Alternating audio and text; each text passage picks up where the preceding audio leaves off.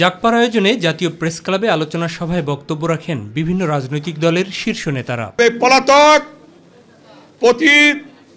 স্বৈরাচার আজকে প্রতিবেশী দেশে বসে ষড়যন্ত্র করছে, চক্রান্ত করছে। নতুন করে বিপদের ঘনঘটা আমরা লক্ষ্য করছি। আমাদের অবিলম্বে জাতীয় ঐক্যকে সুপ্রতিষ্ঠিত করে সেই ষড়যন্ত্র তাকে মোকাবিলা করতে হবে। প্রধান অতিথির বক্তব্যে সাম্প্রতিক ভোটার হওয়ার ন্যূনতম বয়সসীমা 17 করা নিয়ে প্রধান উপদেষ্টার করা মন্তব্যের প্রতিক্রিয়া জানান বিএনপি মহাসচিব।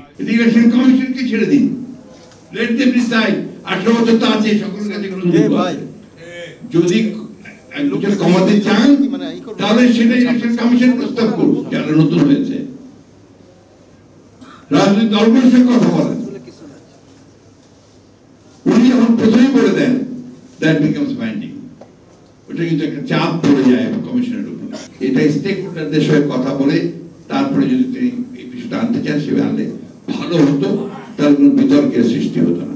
সমর্থন পুনর্ব্যক্ত করে রাজনৈতিক দলগুলোকে আস্থায় রাখা এবং নির্বাচন আয়োজন যাতে পিছিয়ে না পড়ে তার প্রতিও সজাগ থাকার জন্য অন্তর্বর্তী সরকারের প্রতি পরামর্শ দেন বিএনপির শীর্ষ এই নেতা।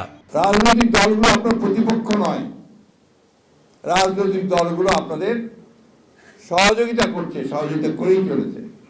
আপনারা এই রাজনৈতিক দলগুলোর সঙ্গে কোনো কথাবার্তা বলছেন না যে আমরা সংস্কার চাই, আমরা সংস্কার সবচেয়ে বেশি চাই।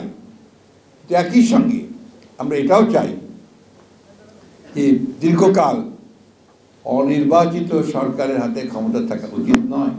জনগণের মৌলিক সমস্যা সমাধানের পদক্ষেপ নিতেও সরকারের প্রতি আহ্বান জানান মির্জা ফখরুল ইসলাম আলমগীর। আজকে দেখুন দেশের সংকট বাড়ছে তো বাড়ছেই, সবচেয়ে বড় সংকট হয়েছে সাধারণ মানুষের। অন্যদিকে 25 ডিসেম্বর দিবাগত রাতে সচিবালয়ে অগ্নিকাণ্ডের ঘটনায় আগুন নেভাতে গিয়ে নিহত ফায়ার সার্ভিস কর্মী সোহানুজ্জামান নয়নের পরিবারের সাথে রংপুরে দেখা করতে গিয়ে এই ঘটনাকে স্বৈরাচারী শেখ হাসিনা সরকারের দোসরদের ষড়যন্ত্র বলে অভিযোগ করেন বিএনপির সিনিয়র যুগ্ম মহাসচিব রুহুল কবির রিজভী আহমেদ। কয়েকটি মিনিস্ট্রি এগুলোর গুরুত্বপূর্ণ ফাইল পুড়িয়ে দেওয়া হয়েছে। এর মধ্যে যে কত করাপশন, কত দুর্নীতি, কত হাজার হাজার কোটি টাকার পাচারের যে কাহিনী ছিল, সেটা যাতে আপনার আলোর মুখ দেখতে না পারে সেই কারণেই এই চক্রান্ত, এই ষড়যন্ত্র করা হয়েছে। মাহবুব সৈকত, মাই টিভি, ঢাকা।